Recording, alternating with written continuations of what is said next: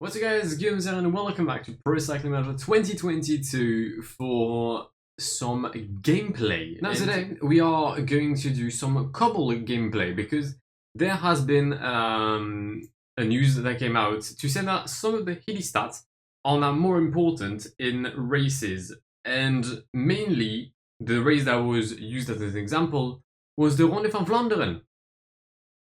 So we're going to do the Ronde van Vlaanderen. Don't know with who.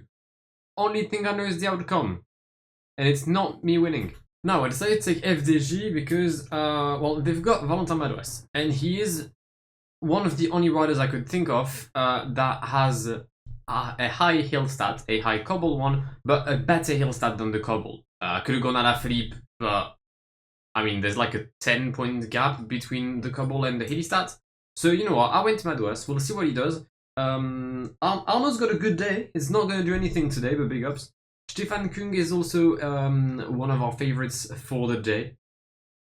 So we'll see what we can do with it. But I'm very skeptical to just see how that's going to work. Because if the hilly stats is more important, things could be a lot different in the Ronde. We're going to start the first cobble sector of the Ronde van Vlaanderen, a couple of Liepenhovenstraat. And there's a crash for Thomas de Gent. Good. So they've had Brent Van Meer crashing right before and actually withdrawing from the race. So he leaves a group of 6 with Luca Mesgec, Casper Pedersen, Vincenzo Nibali, Benoit Cosnefroy, Connor Swift, and John Degenkolb? Jesus. Okay. Big breakaway. Alright, we're going to have the first Udo Quarmont. This is where I need to see this distinction. This is where I want to see if the hilly stat is indeed prevalent in those races, because that would mean that someone that's purely good in cobble sectors, although that's less the case now compared to what it could have been, but someone that's purely here and good in cobble and not in hills cannot win the Ronde van Vlaanderen. That's a very interesting take. Also, I forgot about the resistance thing, so I'm gonna reduce my rhythm because I don't want to like destroy all my riders. I've already killed Sinkeldam, Pache, and basically Fabien Linhart, just trying to stay at the front of the peloton. And the only thing it did is bring everyone back. Could it be easier to bridge on cobble sectors? Do break happen less often? Oh, that could be a thing. The AI's tactics haven't changed. 80k to go, and you usually have this kind of attack. The good riders that aren't favorites for the win. So you've got your Lutsenkos, your Tige Benoit, your Warren Vargil, and your Michael Woods. Seeing Michael Woods' attack does make me think that hilly stats are or play a bigger part. Because usually it was only like the 75 to 77 cobble riders. Very rarely a 64 one. I think they've actually taken into consideration the fact that this is hill and cobble. Would be interesting to see what happened in a mountain and cobble stage. Like, who would attack on this kind of portion right here? Would it still be cobble riders, or could you see someone like, I don't know, Miguel Angel Lopez attacking? Oh god, the energy of Quentin Pache. Oh, he's... Wow! Yo, his yellow bar just went. It literally did. That is quite shocking. Mental. Absolutely mental. I feel like the AI doesn't pace as much as they usually did after the exit of some sectors. I don't know if that has to play with the new resistance and stamina thing, but I think it definitely may have a role. Because, I mean, from experience, usually after the second Udo Quarmont, you're seeing the peloton. It's a group of 14 riders. They pace until the Koppenberg, and after the Koppenberg, well, you're basically fucked. If you're not in the first group at this point, you're done. But right now, we still have 56 riders. None of my riders have been, like, dropped because of positioning. Like, they always manage to somewhat come back. It's not like after the summit, you've got, like, this break, and after the break, you're done. So that's also quite interesting to see. Jonathan Narvaez is trying to follow Bernard van der Poel van Aert. So they're gone. That's fun. Also, it definitely looks like Küng is by far the best rider for me, energy-wise.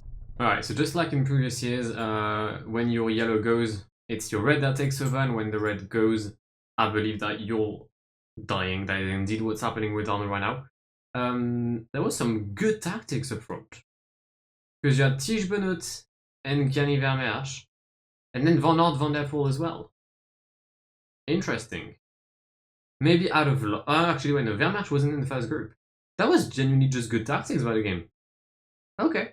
Now this is a crucial moment. We've got one more with Quarmont. I'm still good in hills, right? That hasn't changed since the start. But I'm very good in flats. I don't know if that's going to play a part. And also, I don't know if the resistance or stamina, as I've mentioned 73 billion times in this video, is playing a part. Like, I have good secondaries. Better than, like, Pidcock. Actually, everyone has decent stat.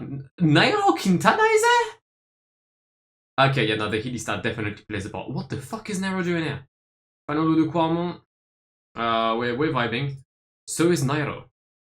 So is Primož Roglič.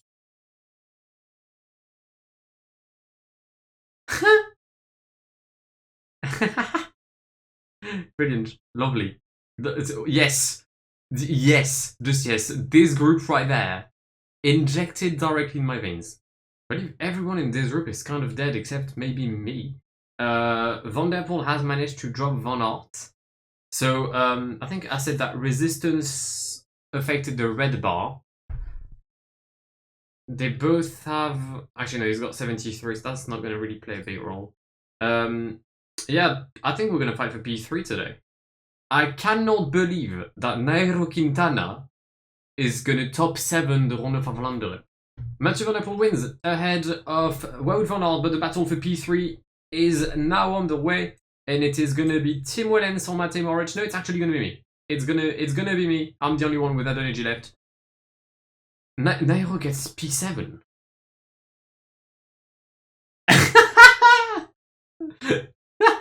Yes. Yes, and Roglic top 10? No, that was a joke though. He's getting 11th. Please tell me he's getting 11th. He's getting 11th. Alright, 11th place for Roglic. Well, I mean, I think we definitely proved that the hilly stat played a part. I don't think I've proved it well with the likes of Valentin Madouas. But he's got 67 cobbles. Ah, this is ridiculous. Yeah, you know what? Fair play. Fair fucking play. That's gonna allow a lot more variety in the winners of the Flanders Classic. Yep, that's gonna be fun. But either way, this is where we're going to wrap up this video. I do hope you enjoyed it. If you have, destroy that like button. And the next gameplay is most likely going to be a mountain one, so if you want to see that, then again, destroy the like button. I'll see you very, very soon. My name is Guillaume. Have an amazing day. See ya. Pass me the funk, get your funk on, girl, and don't you ever let Pass me the funk, we're getting drunk in here, and what comes next will never know.